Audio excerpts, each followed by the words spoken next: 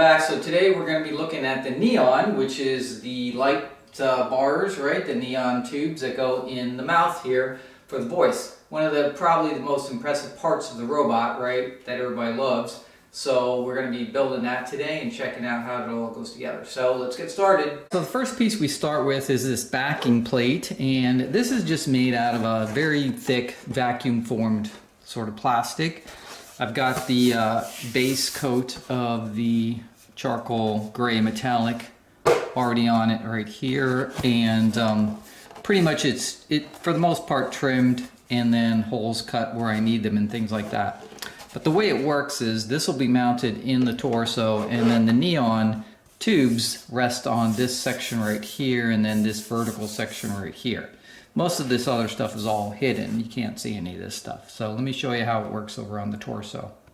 Basically, it fits inside here like so. And if you notice on the bottom here where the chest lights are, the too big, there's two holes. And so the chest lights go in and the nut goes on the back and it sandwiches it between there. And then at the top of the rim here, little screws go through there and attach the top, and then you can see kind of what it looks like inside right here. So basically this part right here then is where the neon tubes lay, and that's kind of how it works. All right, so what we want to do is we want to test this out and get everything positioned before we do our final painting on this piece right here, and then mount the tubes permanently to this piece and get all the wiring through the back right here. And yeah, so let's talk about how this is all wired up when you are working with the neon tubes. So luckily there is a member of the club that makes these great boards for the neon. It's called the voice interface board, and it looks kind of like this. He sells these, and what it does is it does the sort of the trigger from the voice audio files, right, to the neon tubes, which are these two right here. So you can see there's two sets of neon tubes. I'll show you those in a second. And they're joined together right here. And then on each end, there's a diode that comes off the ends. And then those two diodes are then connected to what they call the Tech 22 power supply, which is a company that supplies these neon power supplies for our club. There's a very specific one, I'll talk about that, but once you have that, that kind of hooks up like that, and it's very important to have these diodes on the end here, which come with the power supply, because they know the club and that we're building these robots. And then all that happens is this power supply just gets a 12, you're basically giving it 12 volts DC power, and then the board, this interface board, gets 12 volt DC power. So these two things are just powered off your robot's power supply, no big deal there. And then the audio will just come into the board here from your, just a mini jack cable that's coming off your audio system. However you're getting audio to your robot's voice. And then the last piece is just a single wire that comes off the board here and goes down to the transformer. And this wire right here is the one that triggers the sort of the synchronization, the flashing as the talking is occurring to make it look like it's in sync.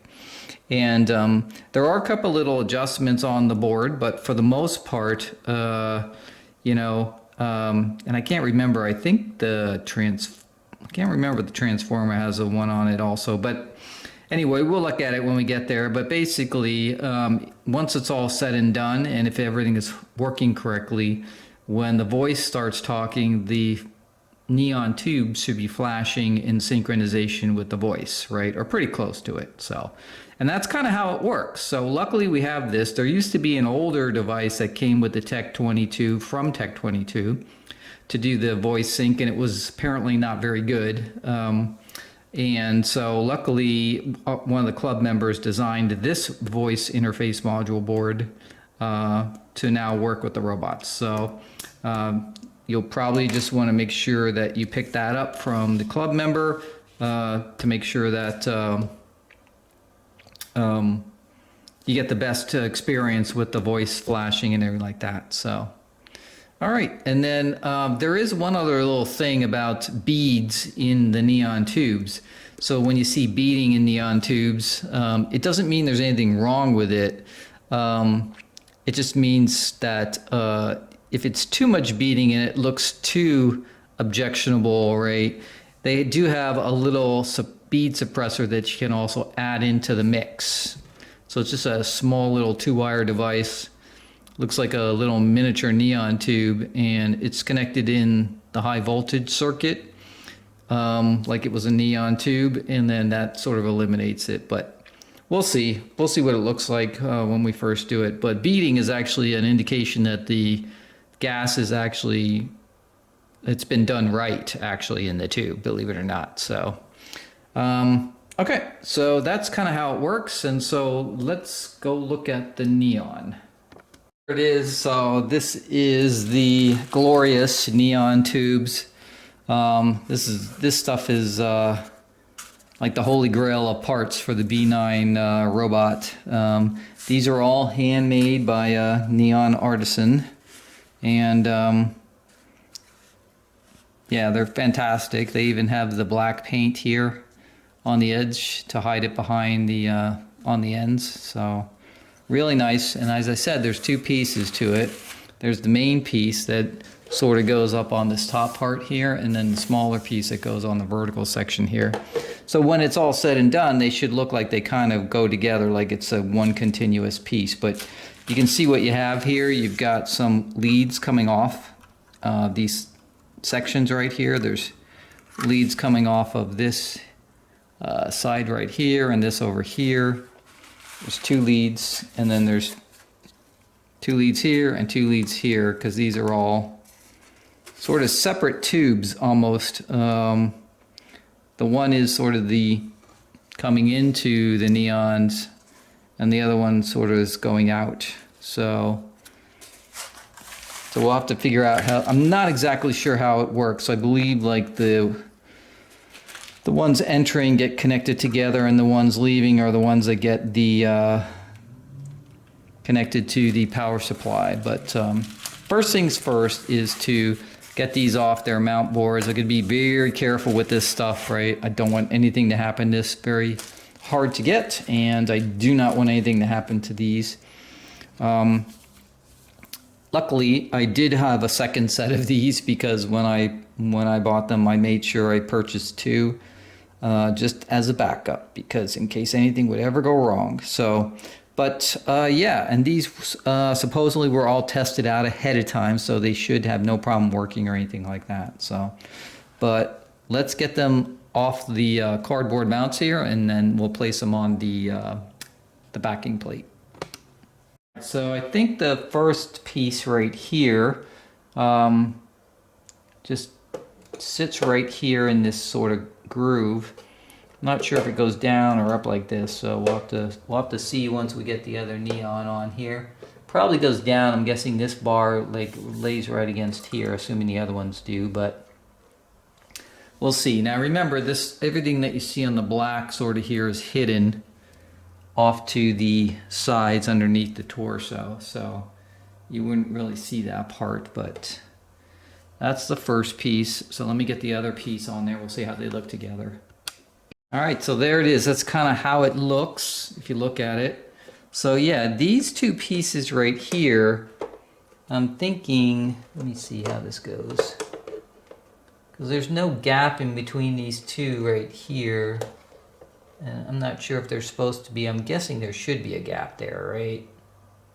So they have to be mounted correctly, right? I mean, this sort of sits like that, but then this tube here is right against this tube, and you can see every tube has a gap. So I'll have to go look at pictures, but I'm pretty sure this has to go up a little bit, and there'd be a gap sort of like right there. Now the thing about the neon is, because it's all handmade, right?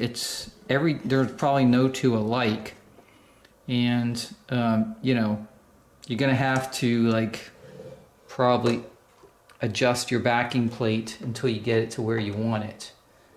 So I'm not sure if it should go up that high or not. It's hard to know, but it's going to take some adjustment and playing with it to get it mounted. Now, there's different methods people are using to mount it. Some of them are using like silicone on the back, Not a big fan of that because you can see all that stuff and everything. I think what I'm going to do is actually use what neon artists actually use, which is microfine wire that just wraps around the tube and then goes through whatever the backing is, right? I've seen that before where I've had like my sign in the basement for the Lionel trains. All the neon is basically just tied to a frame through very fine micro wires that you can't see really. And I could do the same thing here because it would only be like 1, 2, 3, 4 per unit here, and they'd be totally sort of like hidden. You wouldn't even really see them. So, but anyway, that's kind of what it looks like as far as the mounting goes on the backing plate itself.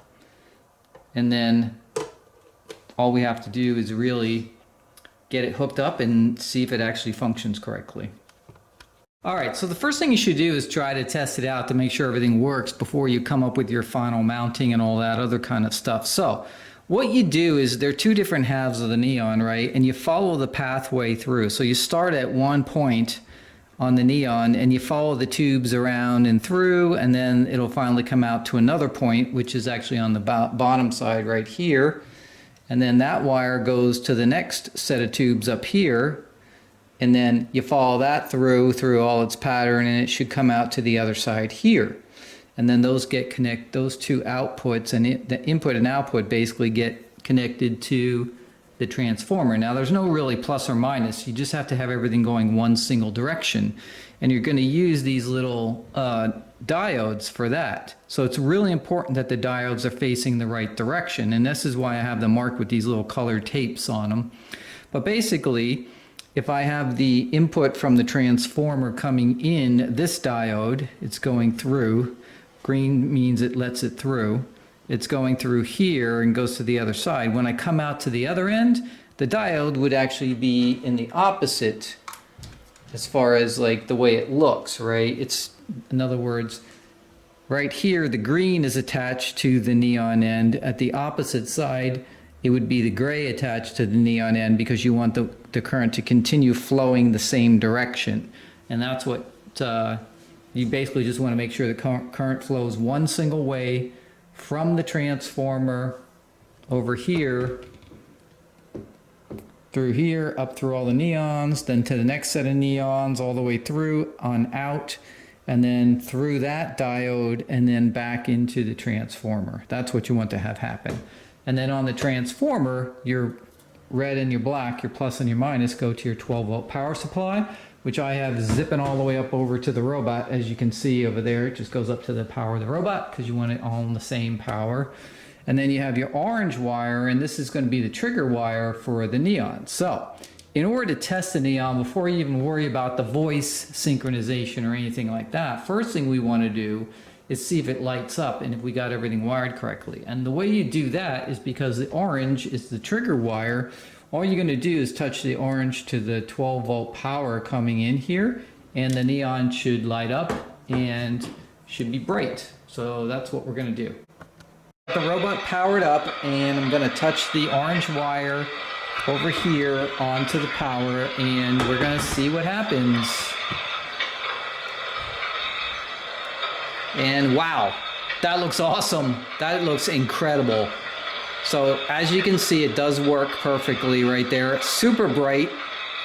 This is awesome, right? You probably can't see it too well on the camera, but that's just like the TV series. So now we know that the neon is hooked up correctly, and that's how it's going to be, and it works. Second step now is to see if we can get the voice in sync with the neon. So our next step is we're going to take this orange wire and we're going to connect it to our interface board. Here we go. So this is our first test. So we're going to just trigger a sound here off the remote. At the exact rate of launch plus 8 hours, inertial guidance system, destroy. Cabin pressure control system, destroy. Radio transmitter, destroy. So it's not bad. It's I think it needs a little adjustment. it does, it's probably harder to see in the camera, but it does, the lights go on and off as his voice is talking. But I think it could be a little more off than on. Seems like it's more on than off. So let me try another one here. Why did the robot cross the road? Because he was carbon bonded to the chicken. So it's not bad. It's not bad at all right out of the box. But let me shut this down here.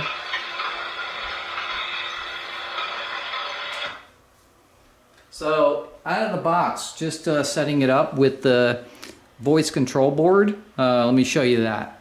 The Neon Voice interface board right here. And so basically what's happening is here, right here is the audio input just from the amplifier and the MP3 board.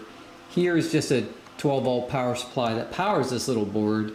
And then here's the orange wire that goes over to the Neon transformer that triggers the actual lights to come on. So this board is the whole control of everything, really, is what's happening. But you can see there's two little adjustments here. One says input gain and the other says just adjust. So I got to go look up what each one of these does. And I know that you got to be careful with these adjustments because finest little tiny turn on them makes a big difference. And if you turn them too much, then the neon could stay completely on or not come on at all. So there's you know, basically adjustments you can make here. And I'm gonna go look up each one of these to see what they do, and then we'll see if we can get it synced in just a little bit better. But it's pretty good the way it is. All right, so I turned down the input gain on the board just to play with it. And what I did is I made a mark on the little potentiometer so I know exactly where it started at. So when I can turn it back, but it has improved. So let me show you. All right, so here we go. We've got our neon now in place and everything, and I think I got it adjusted pretty well. So let's try it out. At exactly launch plus 8 hours, inertial guidance system, destroy. Cabin pressure control system, destroy. Radio transmitter, destroy. So the timing on it's pretty good. Why did the robot cross the road? Because he was carbon bonded to the chicken.